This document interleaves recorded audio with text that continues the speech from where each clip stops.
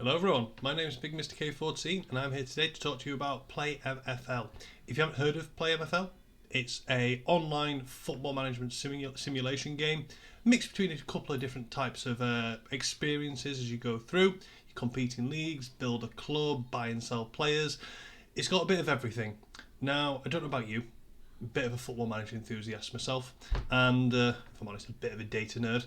And when Football Manager was postponed for this year and eventually cancelled, I found myself at a bit of a loss as to what I was going to do to scratch that itch. So when looking around and trying to work out what to do next for myself, I kept coming across video content creators talking about Play MFL. It is the online Metaverse Football League.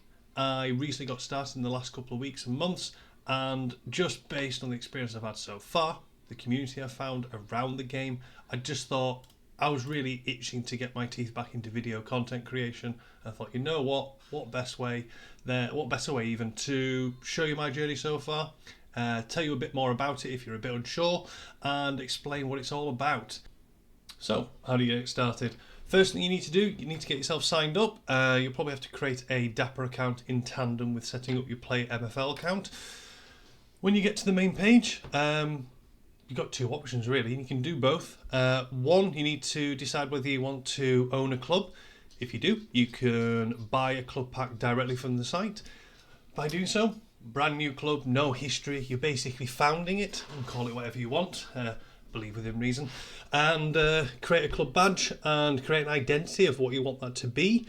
But if you're going to have a club, you're going to need players to fill it. So you can buy the starter packs. I think you get 2 players per pack with varying chances of how high a quality that player is. Obviously, 6 players, I think you get a maximum of 3 of these as a starter account. It isn't going to cut the mustard for getting yourself 11 players on the pitch. So there's lots of means and ways of getting more players. There is a very active marketplace where other owners are selling their players from their own agency. You can also buy a club. So if you were not wanting to buy a brand new club, because if you do, it will start in the lowest division, which is the Spark division. You can choose to buy a club in any of the higher tier rungs here. By doing so, you will earn more Play MFL, which is the in-game currency, used to buy packs from the store. You can see them down here, varying in amounts. I've got a nice big fat 0 next to mine because I only joined, I think it was just over 2.5 weeks ago. I didn't actually buy my own club to begin with. I decided to sell it as I was past the halfway point in the season. Late registration, I think, expires during the first half of the season. There were cups which were only eligible for people who had brand new clubs. But I really wanted to get my teeth stuck into things and start doing the day-to-day management, because if I show you the schedule super quick, I'll just nip over to my club super quick. There are matches practically every day, sometimes twice a day if there's a cup game. And I just wanted to get going straight away, get a feel for the game, test out my tactics. Majority of the squad in this case is not owned by myself, as you can see here. I think this was the individual I bought the club from previously. Very nice to negotiate with, though, I have to say. I found that with the community. It's great to chat about. And I brought in 3 of my own players from my own roster to boost the club's chances during the halfway stage. And yeah, that is the general gist of how to get kicked off with things. You'll need to loan players in, buy your own players, pack your own players. But I think there's a few trip hazards along the way, which is something I'd like to cover next. Now, talking about some of the beginner's mistakes that I managed to make is because I really like the idea of player progression, that an unearthed gem can start out at a very low rating, say 40, and could advance during the course of their career to become a legendary player. I just find that idea really, really motivating. There's loads of factors that go into that: game time, training, being fit enough to do training, and a player. There's certain stats that have to be met in order for them to develop at the rate they're supposed to. Now, I could sit here and talk about it all day. I'd have to use the white paper to do so, but the white paper is available to you, and when you do go on the white paper, here's the one, it gives you a full breakdown of everything to do with the site, what it all pertains to, what to expect next. I know it starts out with just sort of explaining who they are, etc. But it does go into the players, how to generate a club, how they generate the NFTs for the players and things of that sort of nature. But if we go into potential and longevity, it goes through the entirety of how this sort of mechanic works. The potential of a player is hidden. There's no way to know precisely how good any of these players on my roster could become, but I find that a really motivating aspect of the game and something that makes Play MFL very unique from what I've seen from other competitors in the space. But what I found myself doing as an early mistake is thinking, right, I want the youngest players. I want to be getting no older than 22, 23. I don't care on the rating. I'm just going to buy them. There's a few of them remaining further down here. I just want to develop as we go through. Then I spent some time reading the white paper and things like match rating, the suitable training environments, the quality of the best players in your squad comparative to the lower rating players in your squad. I think it takes into account 16 players. If there's too much of a variance there, your top rated players are just too good. They're not reaching their own potential.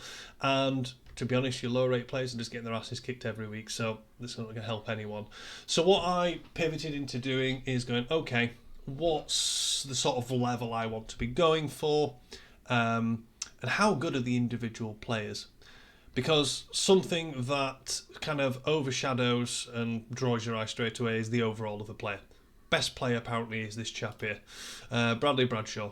Breakdown of his stats over here. 28 years old, 6'1", can play centre back and right back, left footed. Not sure why you play with right back then.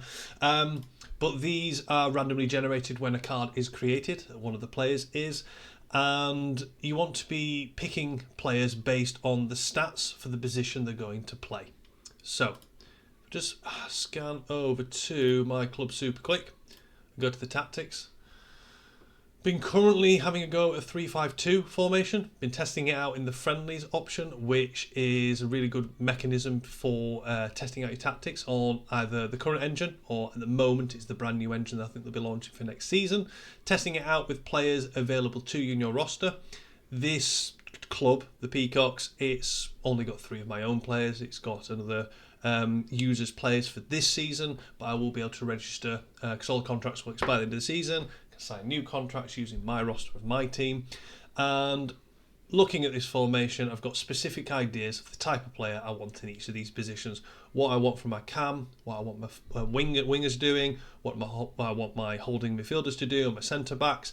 Because if I go back to my roster super quick, one thing you would notice is all of my centre backs have got reasonable pace for the position and the number of defenders I've got. Especially this chap here.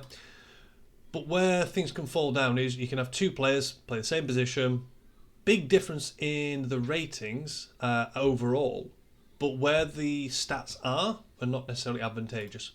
So, not throwing any shade on any of these owners who have got these players on the market at the moment, so I just did a quick example. Here's an example of Horatio here, set about 55 overall, 69 pace, great, defense 48, kind of like the main attribute to be level 2, if not very close, ideally higher than the actual overall. 68 for passing, I mean, fair enough if you're going to be playing sort of a passing out the back sort of defending formation, but 68 dribbling, not sure I want my centre-backs dribbling anywhere. I've only got 3 of them, so this is not a player I personally would be looking to choose. And if I go over to Eduardo here, 50 overall, again, higher pace, I'm pretty sure. Yeah, higher pace. Shooting was reasonably high for a centre-back. Again, not bothered by that. Not bothered about his dribbling. However, his defence is that bit higher. I think working out what style of play you're going for, what stats on your plays you value higher than others. I know some people who are valuing the height of their players at the moment. I believe pace is not factored into overall stats at this point. People in some cases weighing into the physical area, wanting them to have really good match fitness and be very decisive on the field. So it's an area when you are building out your roster of players, you really want to carefully consider what stats they have for the position you want them to perform, because it's very easy to head over to the marketplace, go for overall price high to low, or to filter over here to, I don't know, $2. I want them to be highest rated possible, and then just fill your roster with apparently many goalkeepers, but just picking out, I don't know, here we go, $2 attacker, 59 pace, 45 shooting. Is this the sort of player that you're looking for, considering age, because retirement is a thing in the game, getting covered in the white paper. It's all things you want to carefully consider as you move forward. Now, what I am going to do is just go through. Next is my club, where we're currently up to the season. Had a very successful match today that I want to share with you, and yeah, be back in a moment. Last thing I wanted to cover is just some really useful websites that have been created by members of the community that I think would be really beneficial to you. This one here by MFL Assistant, really good for doing a bit of team building, planning out who you've got and you would want in a roster for a club next season, where the gaps are, what type of formation you might like to play. Really interesting one, and I know they're constantly advancing these. This one's a really interesting one because every player has a player ID. If I just navigate over to my roster again, I'll just show you super quick. So Moses here has a player ID, every player does. You go to MFL player info, paste it in, it will find that player in its database, gives you a breakdown of the player, all the different facts, gives you a breakdown of the stats, give you a breakdown of how that player would rank in terms of different positions if you played him in or out. His primary position is CDM. He can play centre mid as well. He could play centre back, drops him down to a 50 rated centre back, but he could play there. And it also, in particular, the useful tool is the value of the player in the current market. Takes into account the last 3 sales of a player of a similar sort of standard, the age, the position, the quality. So it just gives you a bit of an idea if you're going to put someone on the market, where you might want to pitch that at. I'd still do your own research as I do myself. The Metafixer Lab's a really interesting one because up here you type in your user ID, it finds the wallet number, and then after that, and you go to the calculator tab, it will give you an estimation for how much MFL you can expect by the end of the season, because that MFL can then be used. If we go back over here in the store, if I had any right now, I could be opening some of these player packs at the end of the season. I don't know if they open any other types of packs because these were ones that were recently in the most recent drop.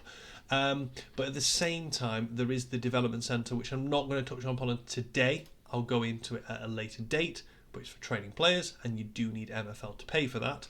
The last one I wanted to give you was the MFL coach, the formation meta. This gives you a bit of an idea as to, through their testing, almost 25,000 matches, against similar and varying degrees of opponents, how does one formation stack up against another? So a high percentage you can see here, 3-5-2 against 3-4-2-1.